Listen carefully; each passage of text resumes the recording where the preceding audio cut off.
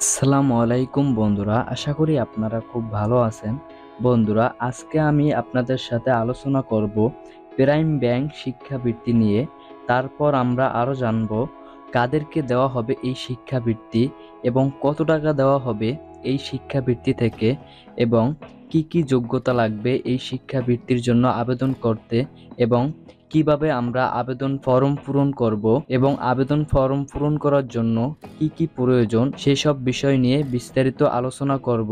তার আগে একটি কথা না বললেই নয়, আপনি যদি আমাদের চ্যানেলটিতে নতুন হয়ে থাকেন তাহলে আমাদের চ্যানেলটি সাবস্ক্রাইব করে অবশ্যই বেল আইকনটি বাজিয়ে দিবেন এবং বেশি বেশি শেয়ার করে সবাইকে দেখার সুযোগ করে দিবেন, এবং এরকম ভিডিও পেতে নিয়মিত আমাদের পাশেই থাকবেন। প্রাইম ব্যাংক শিক্ষাবৃত্তি 2024 আবেদন যোগ্যতা ফলাফল বিজ্ঞপ্তি।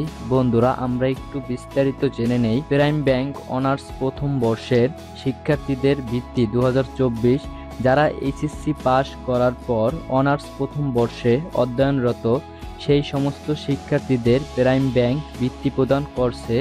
তবে তাদেরকে অবশ্যই দরিদ্র, অসচ্ছল ও মেধাবী হতে হবে, তাহলে বৃত্তির জন্য আবেদন করতে পারবেন এবং নির্বাচিত হবেন। প্রাইম ব্যাংক শিক্ষাবৃত্তির আবেদনের সময়সীমা: আপনি যদি শিক্ষাবৃত্তির জন্য যোগ্য হন বা আবেদন করতে চান তাহলে আবেদনের সময়সীমা সম্পর্কে জানতে হবে এবং সঠিক সময় আবেদনটি করতে হবে। নিম্নে বিস্তারিত তথ্য তুলে ধরেছি। শিক্ষার্থী বন্ধুরা, প্রাইম ব্যাংক শিক্ষাবৃত্তির আবেদন শুরুর সময় এখনো দেওয়া হয়নি, কিন্তু খুব দ্রুত দেওয়া হবে। তারপর বন্ধুরা, এখানে দেওয়া হয়েছে আবেদন করার যোগ্যতা শিক্ষাবৃত্তির জন্য। আপনি যদি যোগ্য প্রার্থী হয়ে থাকেন তাহলে আবেদন করতে পারবেন, কিন্তু এজন্য আপনাকে জানতে হবে আবেদন করার যোগ্যতাগুলো প্রাইম ব্যাংক কি কি নির্ধারণ করেছে। এখানে বলা হয়েছে 2023 সালে এইচএসসি পরীক্ষায় উত্তীর্ণ হয়ে যারা দেশের বিভিন্ন শিক্ষা প্রতিষ্ঠান সেনাত এসএসসি ও এইচএসসি পরীক্ষায় প্রাপ্ত মোট জিপিএ কমপক্ষে 9.00 থাকতে হবে।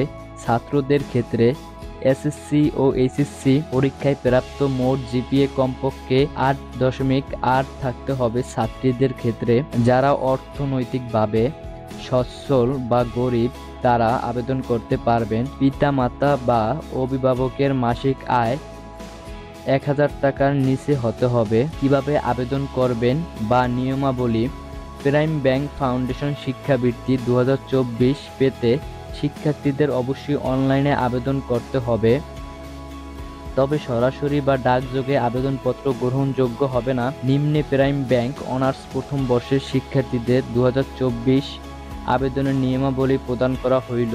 বন্ধুরা, তারপর দেওয়া হয়েছে আবেদন করার জন্য প্রথমে আপনাকে এই লিংকের মাধ্যমে প্রবেশ করতে হবে। বন্ধুরা, এই লিংকটি ভিডিওটির ডেসক্রিপশন বক্সে থাকবে। বন্ধুরা, আবেদন করার লিংক: আপনি যদি প্রাইম ব্যাংক শিক্ষাবৃত্তির জন্য আবেদন করতে চান তাহলে এই লিংকে প্রবেশ করে আবেদন করতে হবে।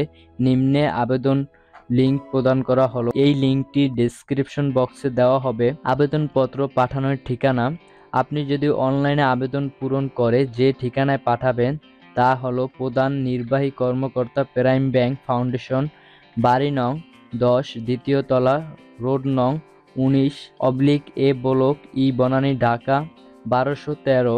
আবেদনের সাথে যা যা কাগজপত্র লাগবে: এসএসসি ও এইচএসসি পরীক্ষার মূল সনদের সত্যায়িত, এসএসসি ও এইচএসসি পরীক্ষার নম্বরপত্রের সত্যায়িত ফটোকপি, ইউপি চেয়ারম্যান কর্তৃক অভিভাবকের আয়ের সনদপত্র সদ্য তোলা 2 কপি, রঙিন পাসপোর্ট সাইজ ছবি। বন্ধুরা, এখানে অনার্স প্রথম বর্ষে যারা আবেদন করবে তাদের জন্য এই কাগজপত্র লাগবে। বন্ধুরা, তারপর এখানে দেওয়া হয়েছে আবেদন ফরম। বন্ধুরা, আপনারা কিভাবে আবেদন করবেন আমি আপনাদেরকে সেই প্রসেসটি দেখিয়ে দিব। আবেদন ফরমের এই লিংকটি ডেসক্রিপশন বক্সে দেওয়া থাকবে। বন্ধুরা, চলুন আমরা আবেদন ফরম কিভাবে পূরণ করতে হবে। বন্ধুরা, এখানে দেখেন প্রাইম ব্যাংক ফাউন্ডেশন।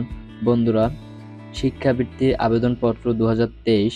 বন্ধুরা, আমি আপনাদেরকে দেখানোর উদ্দেশ্যে 2023 সালের শিক্ষাবৃত্তির আবেদনপত্রটি ওপেন করলাম।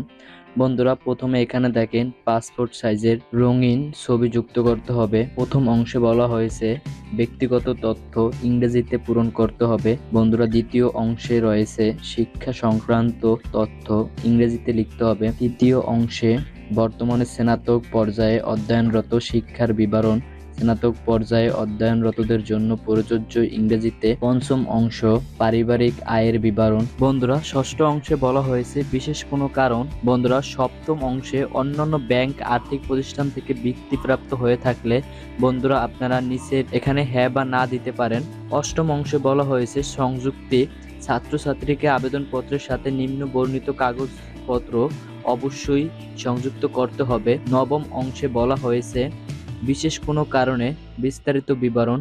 বন্ধুরা, আপনাদের যদি বিশেষ কোনো কারণ থাকে তাও এখানে বিস্তারিত বিবরণ দেওয়া হয়েছে।